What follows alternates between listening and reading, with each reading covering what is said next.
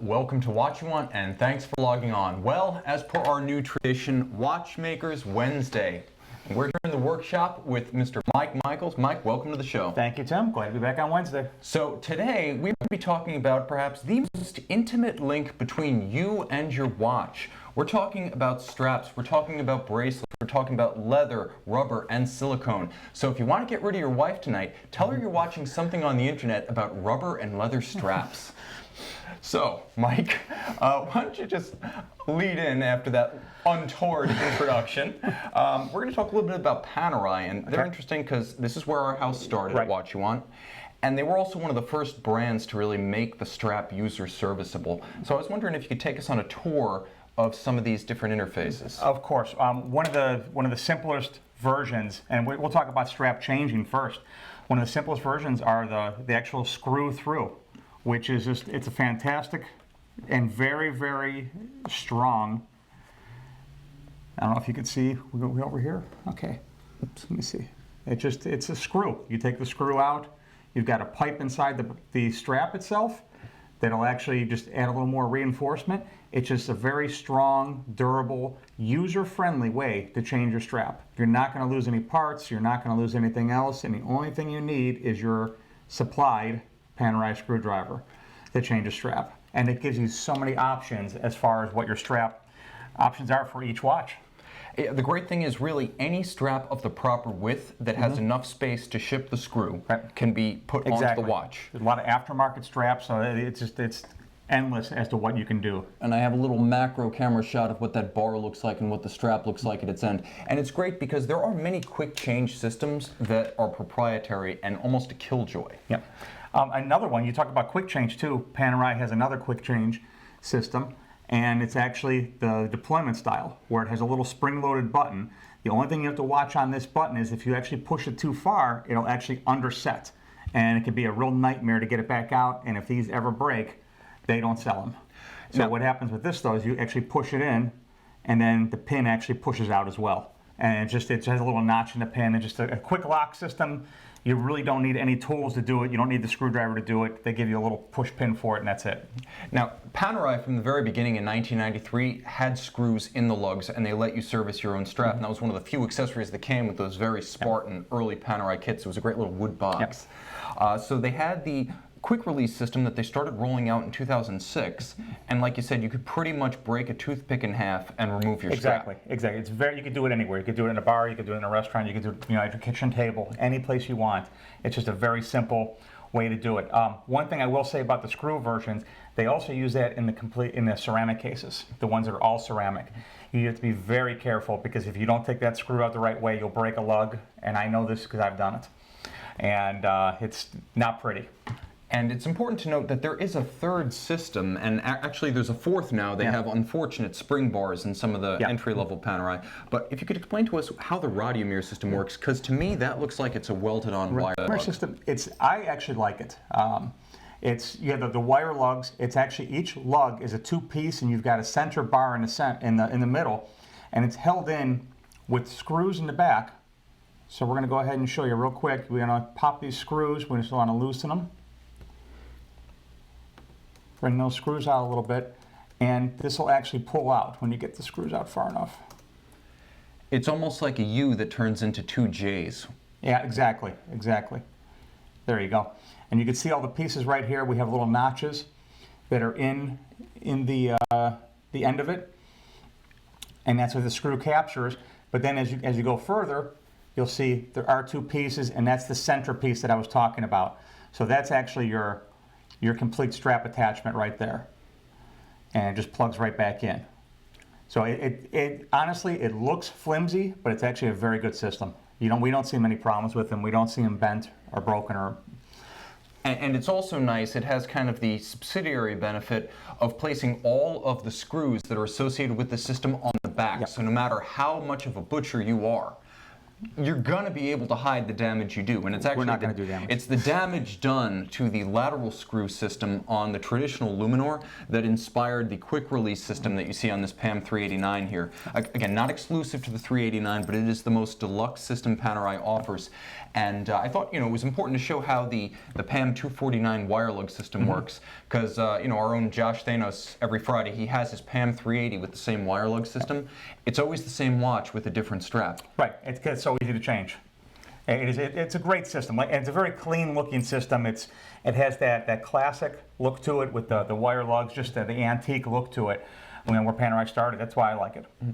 Fun fact, the PAM 21, the very first PAM Special Series, they made 60 of them back in 1997. That was the only modern Panerai that actually had the welded on lugs and required you to cut the strap. Nice. It also had a Rolex caliber 618 Yep. go to bare pocket watch movement in it. It was the real deal. Now, they're asking for wrist checks, and I'm going to quickly ask you to showcase how Patek Philippe does spring bars these days. This is the 6139, and we actually just finished service on this. And for the wrist check. So this is interesting because Patek Philippe does traditional spring bars, and the way it works is very much along the lines of a pull tab. Yeah, the traditional, let me get one out, and as soon as I get one out, I'll be able to show you. The spring bars are not like normal spring bars. They are not interchangeable with regular straps because they actually have their own little proprietary tab. And when I get the spring bar out of here, you'll see what we're talking about. And okay, let's get our little macro camera up there. okay, we are looking at this little tab right here. And it's hidden within the strap. And it's just a little tab right on the end. And let me see if I can pull it out a little further for you. Okay. Now, There. other brands that have been creating these little pull tab straps, and I happen to love them, include Right. JLC with the new Reverso collection post 2016, and also FP Journe. Yeah, it's a great system. It's secure. It's easy to change a strap, and I've always been a fan of it. Patek's used them forever. I've always been a fan of that. Which is great, and Patek obviously understands that your lugs are finally finished, and giving you the ability to do that without using tools. We use tools for speed here, but being able to do that without tools helps to preserve the lugs. And there has been a move towards proprietary quick change lug systems, and we're going to cover a couple of different types of those right now. But before we do, Mike did his wrist check. Mike, show us what you're wearing, because we saw the strap. There we are. It's 5139. Now 5139, that's your micro rotor perpetual calendar, hobnail bezel. Yeah, absolutely beautiful piece. And one of my favorite movements of service. And I am here representing calfskin as opposed to alligator. Calfskin is what's traditional for driving gloves, automotive upholstery, and that's why it's used on this motorsports themed Amvox 2 chronograph. I'm enjoying this one this week. I've been rocking it since the weekend. It's also what's used traditionally on Panerai straps. Now what you're looking at here is called the Assolutamente. It is a tribute to the minimally treated natural calfskin leather straps actually used by Italian combat divers in the 30s, 40s, and 50s. Now, historically, those straps were calfskin, which is not water resistant, but they were waxed. And I do want to talk a little bit about maintenance of straps, Mike, if you don't mind, because we have shrapnel left over from an Extreme Lab owner who figured that an Extreme watch must have an Extreme strap. Well, one of the things I always say, people ask, can I go into water with my watch? One of the things I always say, if you have rubber or silicone or a bracelet, yes. If you have leather, don't get it wet. There's no reason to. All it's going to do is deteriorate that strap. It's going to cut the threads. It's going to advance the wear on it. You don't see any dive watches. You don't see anything without a bracelet or rubber. So it's a good rule of thumb. You have, I don't care how durable the watch is, how extreme the watch is. If you have leather on it, you shouldn't be in salt water. Honestly, there have been some companies. We've all seen the Panerai rubberized straps from the 90s. There's the new Superlo strap from Chopard that's supposed to have some water resistance. The bottom line is that once the cow is dead, it's no longer water resistant. And eventually that fact asserts itself. Yeah, exactly. We see them deteriorate. We see straps crack. We see them start to wear out. And if we come back over here again, you can actually see how they just start to crack. I think everybody's seen this on their straps. Anyone that has one, you know, they just leather dries out. And one of the reasons I like the Omega clasp, if you're familiar with the Omega twin trigger steel single fold, and actually Hublot does this too, when you have the undercarriage of the strap taking up the excess, you can get rid of the minder loops. And by minder loops, I'll show you exactly what I mean. On my macro camera, minder loops take up excess strap slack, but they're also small, spindly, and they tend to wear down before the rest of the strap. They break. They're bad. And you can't often replace just those. Nobody's going to sell just those. If you lose your keepers or minders, then you've got to replace the strap. And they do. They break. They split all the time. So I have a little comment coming from Watches and Such, who's mentioning that some Scotch tape on the lugs protects during strap change. Quick, easy, and works. We have everything taped. Once we do refinishing here, before we put the watches together, we work on everything protected and taped. Obviously the tape gets removed for photography, for everything else, but the watches do get protected. We change so many straps, we decase so many watches every day and put them back together. We don't have to protect them to actually put the straps back on. You know, I put the strap on the 5139, you know, just with my fingernails. You don't need to do that if we do it all the time. It's never a problem. If you want to tape your watch to protect it, absolutely. Now, and always go from the back. Let me say one thing. That's one good thing. Anytime you're putting on spring bars or anything else, you always want to go from the back. You don't want to go from the top. And there's no reason to scratch the top of your lugs. You can come from the bottom side. Always go from the bottom side. We have here a Rolex Explorer 2. This is the 16570, and you can see the entry points that Mike is describing on the back of the end pieces of the bracelet. That's where you want to go in, and that's where you want to go out. Even if you're a bit of a butcher, like he said, if you stay on the back of the watch, you're going to minimize the embarrassment on your wrist. Yeah, good call on that. And actually, this one, it also has lug holes. What is so nice about these are the lug holes, and these are probably the best spring bars I've ever seen designed. And if we can even take one of these out. Now, this is the thing. Rolex lug holes, a lot of people think that they look a little bit déclassé, that they are somehow, because other brands occasionally use lug holes, they think that there's somehow an inferior method of attaching the strap or the bracelet, when in fact it was a little bit more expensive to make them that way. And the old philosophy used to be that if you owned a Rolex utility style watch, you probably wanted the flexibility to use a pin tool through the lug so you could take off the bracelet and put on a strap. Exactly. And so it's just, they're very, very strong though. These are just, we never see them broken. We never see any problems with them. That's why when I say Panerai cut costs to create watches like the 632, 634 that have the spring bars, yes, compared to what they had before. But with Rolex, it's a different story because the idea was originally to make the watch more serviceable by its owner, and with stamped cases, drilling the lugs was actually more expensive than making the solid lugs. Yeah, and to me, it's very secure too. Even if you want to take a Rolex with a through-hole system and put it on a NATO, put it on a strap, it's so much more durable because you're not just relying on the tips of those spring bars. You actually have a bar that goes all the way through the full length of the lug. It's a very strong system.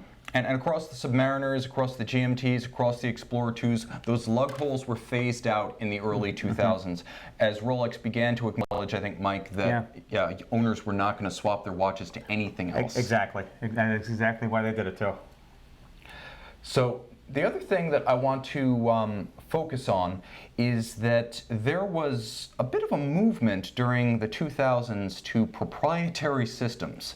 And some of these are great, some of these are regrettable.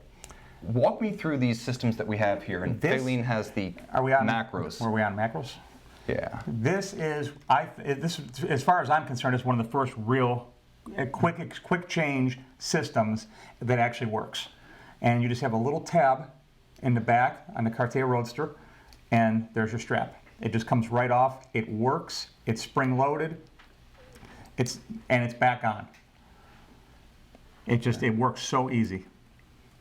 Let's create a little target there. That's our macro camera tonight. Okay. Now that came out in 2002. That was one of the first proprietary systems. The Roadster is dead, but that system lives on in the IWC Aquatimer family today. Exactly. I was glad to see that too. Great system. I really do love that system though. It's strong. Once it's on there, it has a positive lock to it. You put the watch in there, it locks, and you're good to go.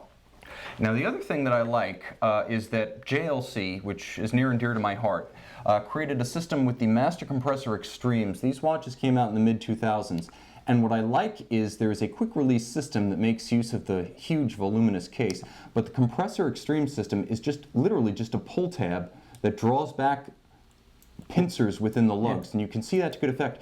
And the good news there is that any strap of sufficient size with the right size springboard. I mean, we'll go into it, exactly. And all that does, they have one big flat spring behind that tab. That's all it is, going against the curvature of the case. And it's very, very durable, very solid system. You can see the whole piece peeling back right here. And right behind here, right underneath the tab, is, like I said, just one heavy metal spring that just sits in there, and your strap goes back on, it just drops right in. And that's it, it's on, secure. Now, it is possible to maybe make it quicker, and Hublot did that. We have the Hublot quick release system on this Oceanographique 4000, but it has the unfortunate consequence of only being compatible with Hublot's proprietary end. And that is it right there. And they did it on the same thing on the Ferrari, the 410s, 411s. It's actually a very good system. A lot of parts inside of it underneath the end pieces. Instead of having the screws on a traditional Hublot, where the screws actually maintain the strap to the case, they went to a locking notch system on the backside, and it's very strong. It does work. It makes strap changes very easy, especially on a dive watch when you may have a longer strap to go over a wetsuit. Yeah, and that's a good point Mike makes. Now, he used to be lead watchmaking at Hublot, so he saw a lot of these. Also, it's important to note that the watch that he describes does come with exactly that accessory, an extended textile strap to wear over a wetsuit. It's big enough, honestly, that you could probably wear it over a spacesuit. Yeah, it's big. But it makes it easy for deep cleaning, too, and that's one of the great unadvertised features of quick-release lug systems. Yeah. They do ease and speed cleaning. And it kind of cleaning. You have rubber straps, any kind of rubber straps or bracelets, you want to clean them. You really don't want to submerge the watch head if you can avoid it, but you can take your straps off and scrub the hell out of them with a toothbrush. You know, make them nice and clean. It's a good system. Anything quick disconnects is a good system for cleaning the watches.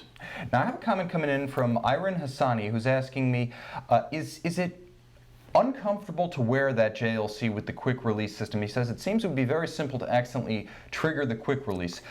All I can say is that I've owned that particular watch since 2010, and although not explicitly a test of the strap, they did tell me that it could survive mountain biking, so I tested it as such. And both the case, which is shock resistant, and the strap, which is quick release, remained completely intact. Yeah, I don't see this coming off. Like, as easy as it comes off in our hands, I don't see it coming off that easy, you know, without really deploying it, actually pulling the tab back. Yeah. The way the slider works is it works in the direction of the case. It works horizontally. The strap lifts in and out vertically, so no matter how hard you pull it vertically, you're not going to remove it unless you slide the triggers horizontally. Now, there's one more system here, Mike, which you're going to explain. Yeah, okay. So this is the Master Compressor Extreme Lab 2. It's actually the watch that gave us this unfortunate. Yeah, I'm going to call it a casualty of subsurface abuse.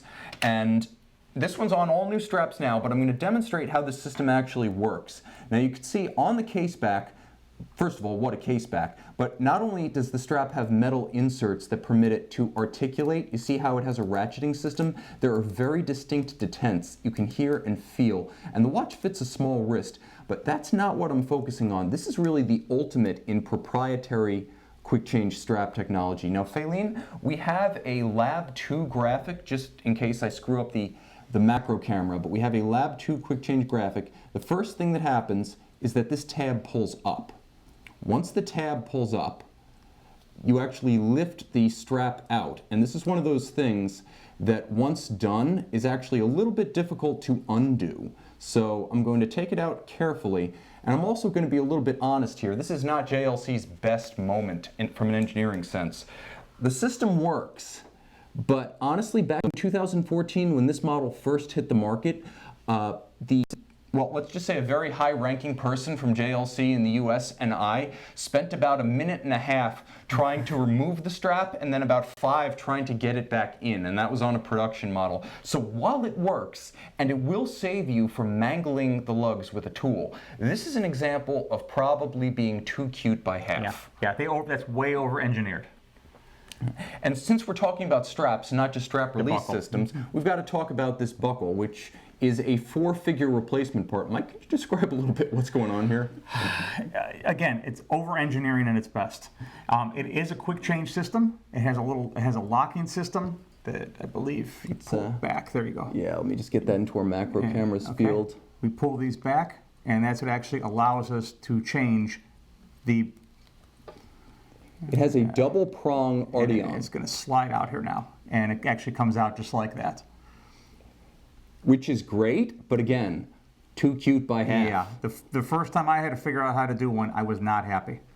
And we have to get them lined back up again and get them locked back in again. The best quick release systems don't just release, they also return. Yes, they're user friendly. And I will mention that JLC redeemed itself at SIHH this year with a quick release bracelet for the Geophysic line. Now, the nice thing about the bracelet is it takes the traditional JLC quadruple trigger with double micro adjust, and it adds a quick release system that you can use on the standard Geophysic. So it doesn't require a proprietary lug. You can still stick standardized straps in there with standardized spring bars, but you can also add the bracelet. Yeah, one thing to show on this is definitely. Actually the spring bars. It's actually a double spring bar system that goes through connected by another bar.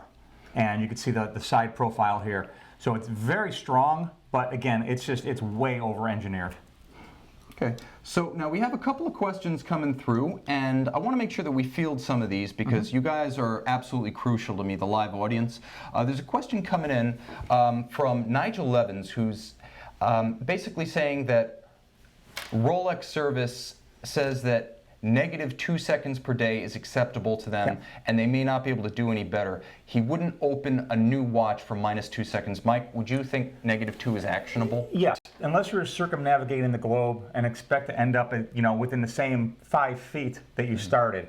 -2 seconds a day is, because it's -2 seconds a day on your wrist, it might be +3 seconds a day on somebody else's wrist. That's the other thing. You have to, if you're timing a watch like that, you have to dynamically do it to the person that's wearing it. Your wearing habits are different than anybody else's wearing habits. How you take the watch off, how you set it down at night, if you wear it all night, how active you are, what you do with the watch. That watch is going to run different because it runs different in different positions. Again, the watches are timed in 6 positions. ACOSC certified watches. Dial up, dial down. Now, I had to pick this one. Crown down, crown 9. Crown 3 and crown 12. And we take the average of that because we have to split that average thinking that watch dynamically is going to be in every position every day. Most watches we time in 3 positions. Dial up, dial down, and crown down because those are the average positions the watch is going to stay in most of the time. If you wear the watch in your right hand and you're walking, it's crown down. So those are the 3 that we're really concerned about. When you start talking about COSC, Rolex is -2 seconds. They're not going to touch that watch because the problem is if they speed it up a little bit in a month's time, your habits can change, and all of a sudden that watch can be 6 seconds fast, and then you're not going to be happy.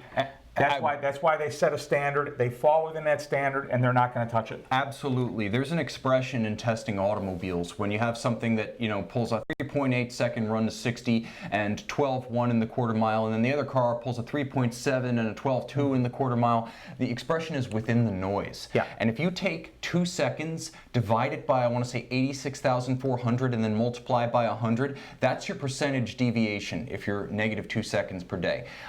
That's enough. Yeah. That said, what I'll do, and being a watchmaker, I can be kind of anal sometimes, and when I service my own watches, I will wear the watch, and I'll second set it to an atomic clock and check it in 24 hours, check it in a week, and then I'll adjust that watch, fine-tune it to my own habits. But again, it's my habits. And if I have watches in rotation, then there's no sense in even doing that because, number one, everyone knows I don't like watch winders, unless we're talking about something like this that has a complex calendar, because all that's going to do is it's going to wear down your automatic components and everything else just to keep the watch running.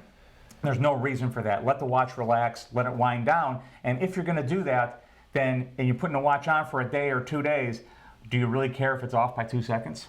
Yeah. Ultimately, you know, it's the kind of thing that is within the noise. Yeah. And you could undertake an intervention, be without your watch for weeks or months. It could come back, and what the watchmaker saw on his bench that might have been plus or minus 1 or dead on suddenly becomes, you know, -4. And then I've had the same thing too. We sold a watch here. It was a couple of years ago. We sold a watch, and it was a Rolex, and the customer was, you know, he said it was running, I think it was too slow. I timed that watch out in 6 positions, and it was showing plus 2 seconds.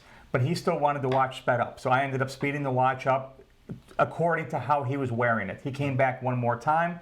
We adjusted it again to do a fine tuning, and he was very happy after that. He wanted that watch to run at 0. I always wanted to run on the plus side of 0. Yeah. You know, I'd rather see it when it leaves here 0 to plus 2 seconds, 3 seconds, because that gives more deviation. Because nobody wants their watches running slow; they want to run fast. But again, if it's within the noise, there's really not much you can do about it. Now, also important to note, I've spoken to a couple of clients who have purchased watches that I esteem very highly as very accurate. I know they've got chronometer grade ETA movements in them. They should be performing to chronometer spec. But here's the thing.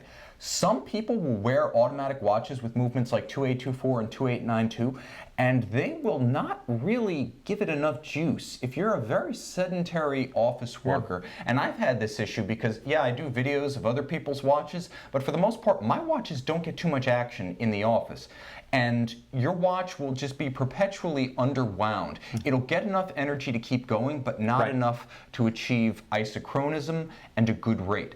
So if you're that person, you're losing time, and you're in an office or sedentary, or some part of your job requires you to remove the watch for hours at a time, give it 20 or 30 winds each night. I guarantee you that'll fix the slow rate. Either do that at night, in the morning. You know, you pick your watch up before you put it on. It's not a big deal to just give it a few winds. You can't overwind unless you have a manual wind. Any automatic watch, you can't overwind. Screw it back down, put the watch on, and the automatic's going to maintain all the power you put into it that way, especially if like what Tim said, you're not as active. We've had that problem many times with Rolex owners. So, you know, somebody buys their Rolex new in the 70s, you know, we're servicing that watch in 2000, and they've aged quite a bit. They're not as active as they were when they bought that watch, and we have to, you know, delicately explain to them, I'm sorry, sir, but you're not as active as you were 30 years ago. And, you know, it's a delicate conversation, but, you know, we explained to them, you know, wind your watch in the morning, put it on, you're going to be very happy with it. Yeah, exactly. If you're wearing that Rolex Sea Dweller and, you know, your life arc has taken you from Comex to, you know, Cracker Barrel, the bottom line is that, yeah, you might have to wind your automatic watch. Exactly. Now, I want to address 2 questions from Alexi, but also from our user Sweet Tomato. Questions about refinishing. The first is from Alexi, and it's, Mike, is there an easy way to remove micro scratches from a gold watch? I know there's a compounding material There's that different some things use. you can use. One of the things that we use, especially on screw heads, on gold, is just a felt burnisher. It's a felt stick, and we'll use that and just polish the screw heads as we're putting them in right before we snug them down. We'll just, you know, drag the felt over them. That'll take out a lot of scratches, you know, without a compound, without anything else on them. The problem you start getting into compounds is you end up with residues. Yes. You know, so if you put a compound on there, you're going to get a residue, you know, coming off of it. So there's really nothing I can actually recommend as far as a final gold polish. The other thing you can use is if you use, like I said, my best thing again would probably be just a felt. You know, just you could use a cloth, you know, to give the watches a nice rub down, but that's not going to remove any of the scratches. So felt and an even, would you say, linear or circular motion? And circular, you don't want to go linear because you're going to drag the scratch then. Okay. The thing about gold's very easy to refinish because it's soft. It's very easy to scratch because it's soft. So we can refinish a gold watch. It's going to look stunning. The first time it's worn, you can tell the watch has been worn. So they call it character. And then the other question we have regarding refinishing is from Sweet Tomato, and he's like, Tim, Mike, opinions on repolishing a watch if it's done well, or keep the scratches for the character. Let's preface this with one statement. Every time you refinish, you remove metal. Yep, remove metal. So there is a limited number of refinishes in your case before replacement. It's not just the removal of the metal, it's you lose the edges.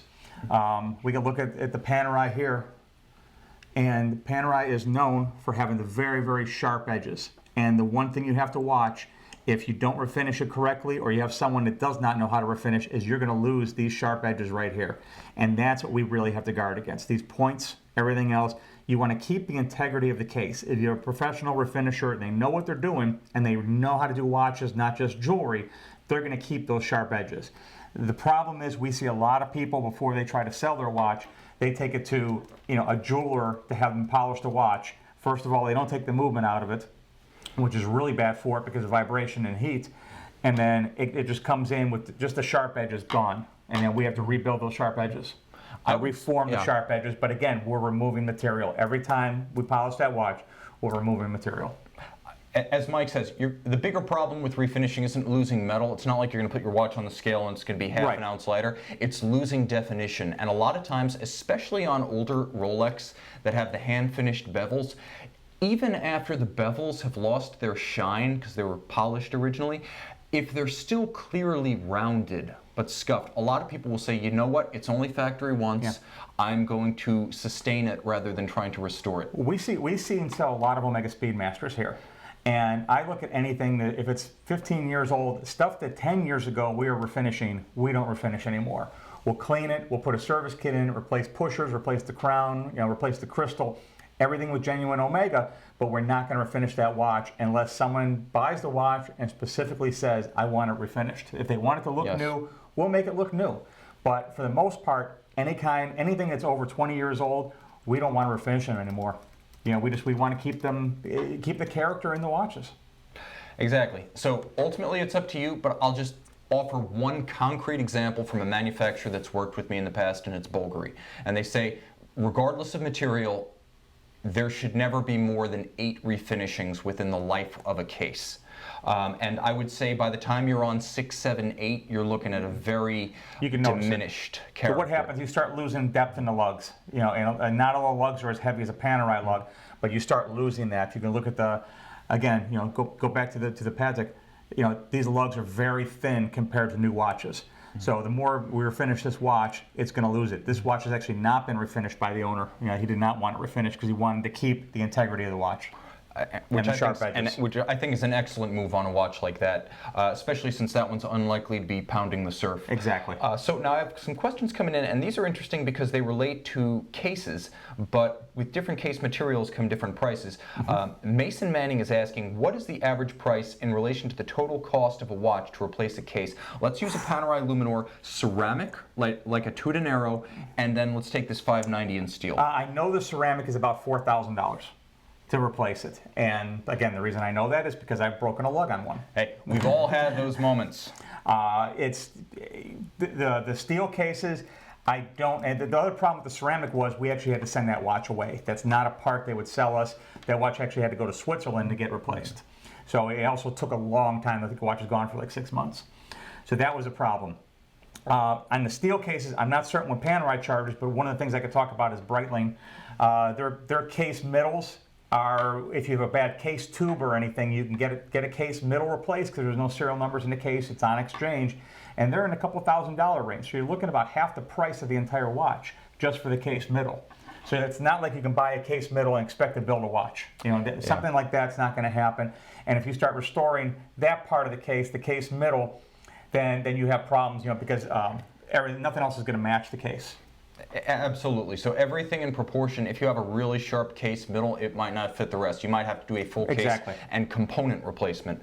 Now we're kind of drifting back towards straps now. A Captain Zed, longtime viewer, is asking, are the IWC Santoni straps really nice? These rolled out in they've been rolling out for a while, but they're best known from the 2015 reboot of the Portuguese line and the 2016 reboot of the Pilot line from IWC. I can say with total confidence and from experience, they're wonderful. As close as you can get to butter without licking your fingers afterwards. They're lovely. But again, we talk about taking care of your strap. The softer the calf skin, the less durable it's going to be. Exactly. I would say they're probably not the best match for a pilot's watch, but then again, I would say paradoxically, those big pilot's watches are probably the ones most likely to populate an office park.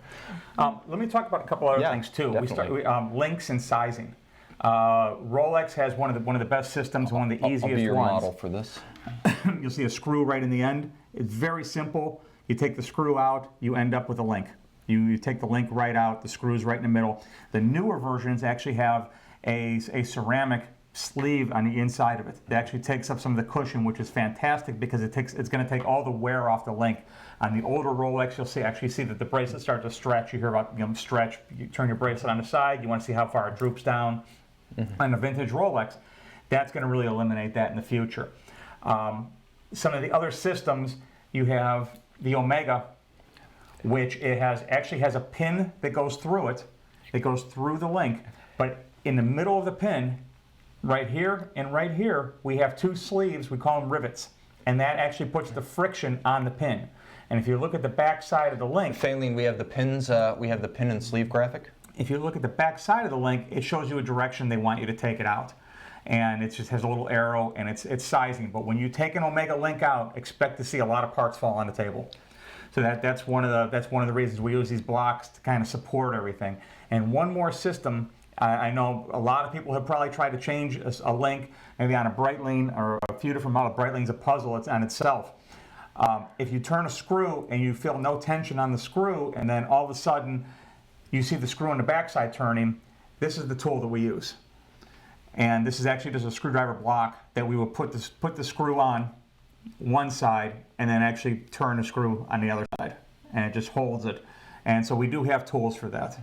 And so a lot of times people ask, why has the price of the Omega Seamaster 300 meter, which seems at first glance relatively unchanged, why has it climbed so much? And why has the price of Omega watches, especially on bracelets, risen so much since the 90s? Well, the reason is just continuous refinement. Dials that went from printed to applied. Right. Bracelets that went from pins and sleeves to screws. Big changes there. Yeah, big change. You're not even talking about movements. Again, the Omegas, one of the things we do, the old Seamasters, we replace all the pins and rivets. If we do a refinish on the bracelet, we're going to take all the pins and rivets out and just replace them, as a precaution, because the rivets come loose, especially after the watches were finished. It goes in the ultrasonic, and a lot of times just road grime is holding that bracelet together, and we don't want to see those pins fall out. And speaking, by the way, guys, this is a rare cameo appearance from one of my non-JLCs. This is my graduation Omega Seamaster from many a moon ago. But yeah, I mean, honestly, you take it as a sort of milestone in the road for Omega. Today, you're not going to see that kind of pin and sleeve construction on any Omega Seamaster. You might see it on some lower line watches like Longines or Tag Heuer, though. You're going to have a screw and a pin through the middle. Exactly. On the new ones. So that system is still in place. A lot of times when you're looking to buy a watch, double check, is it pins and sleeves or is it screws? Because if you want to do the work yourself and size that watch, it's important. Mike, could you explain a little how the pin block works? Yeah, actually we can use your Omega for perfect. that. Yep. And it actually holds everything up. It holds it together for us to work on easier. And basically we just take it and let me pop it open here. And we'll hold it like that. It'll hold it in place, and then we can use the different tools to knock these pins out. We'll just take that and we'll hit it with a hammer, and we'll slowly tap them out. Once we get past the friction, then the whole bracelet will fall apart. So now we have a question coming in from Hachi Zenki, longtime viewer, who's asking, with stretched bracelets on vintage Rolex, is it possible to fix them by just replacing pins? There are people that on the vintage Rolex, the older style with the loops and everything, the loop bracelets, the original Jubilee bracelets, there's people that actually rebuild those. And I've used someone down in Miami one time, and he actually just rebuilds those bracelets and they come back looking beautiful. You can't just change the pin. Even though you may look down the bracelet and see like a wobble in the pins, it's not that easy to just knock that pin out and replace it. Because you also have metal gone. You have a metal on metal situation, and it's just grinding over the years. That's one of the reasons on the new Rolex they actually went to the sleeves. Yeah, and it's important to note that that sleeve that Mike's talking about, this was something that first came out in 2008 on the Day-Date 2, but only the Platinum model. So they were able to sort of control the supply of these and use the enormous base price of the Day-Date 2 and Platinum to finance their R&D. And now with the Day-Date 40, I believe they've rolled it out throughout the line. Yeah, I've seen it in a few different models now. So that's the news in Rolex as far as bracelets are concerned, I do want to do a quick overview of some types of materials, starting with silicone, often confused with silicone. It's the gummy strap. So Mike, could you talk a little bit about the difference between silicone and rubber? Because I think people are confused. To me, silicone doesn't crack like rubber will. Rubber's going to dry out. Rubber is a natural mineral. And rubber dries, just like tires on a car. The rubber's going to dry, even though it's vulcanized. And that's a whole other story. But the silicone, and actually, it's more of it has a plastic in it, and so it actually stays more pliable. They don't crack. They will eventually dry out and break. Yeah. If left in the sun and stuff like that, they will dry out. The main thing about silicone is A, it's cheaper, B, it's softer, and C, because it's softer, it wears faster. And that's why you really tend to see, and I'm going to show you this Hublot as an example, because I joke about Hublot, but this is done right. This strap is so burly, so tough, so huge and massive that you never have to worry about accidentally tearing it. Right. Whereas with a silicone strap, you could absolutely tear this. And in terms of abrasion resistance to I would say even skin oils, cosmetics, caustic materials, vulcanized rubber is tougher. One of the things too, I know we're talking about Hublot. Hublot also makes the two-part straps, where you'll have any kind of animal, gator, snakeskin, whatever, and with a rubber back. And those are actually extremely durable and extremely comfortable to wear. That's one of the things they really got right, was their strap manufacturer. They do a lot of different straps. They'll do custom straps, themselves, so you're not relying on aftermarket. And since we're talking about natural vulcanized rubber, let's be clear what we mean by that. It means that latex is used to make the strap. So if you have that allergy, you're going to want to consider something like silicone.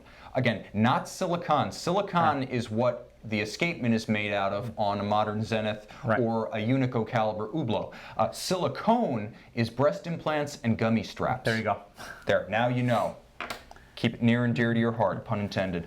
Now, other things worth mentioning are places where you can get custom straps, because I get many questions about this. So custom options, Faline actually has the Camille Fournet custom configurator graphic to show us, and you thought you could lose time on Ferrari building yourself an F12? Forget it. Once you find this thing, write off at least 3 hours of your day.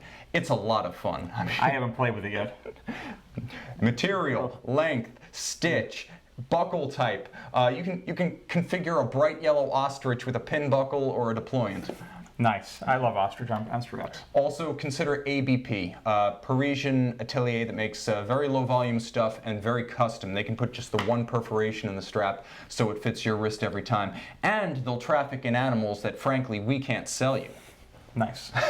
So I just wanted to thank all of you for joining, and I want to thank everyone who helped us to hit an all-time record in concurrent viewership. We seem to be breaking this record every time we come out, but believe me, it never ceases to amaze and humble me that you guys tune in every time. I want to thank my producer, Faline Jerome. I want to thank Mike Michaels for his time and insights, and I want to thank all of you for joining us. I know the question on all your lips is, when is the giveaway? Well, I've expanded the giveaway, and I've also put it off till Friday. So Josh Thanos will help me to dole out the accolades, the awards, and the shout-outs to all of you who are getting not just the stuff I brought back from SIHH, but a whole bunch of really cool Watch You Want swag, from this beautiful pleather-clad notebook to Watch You Want hats.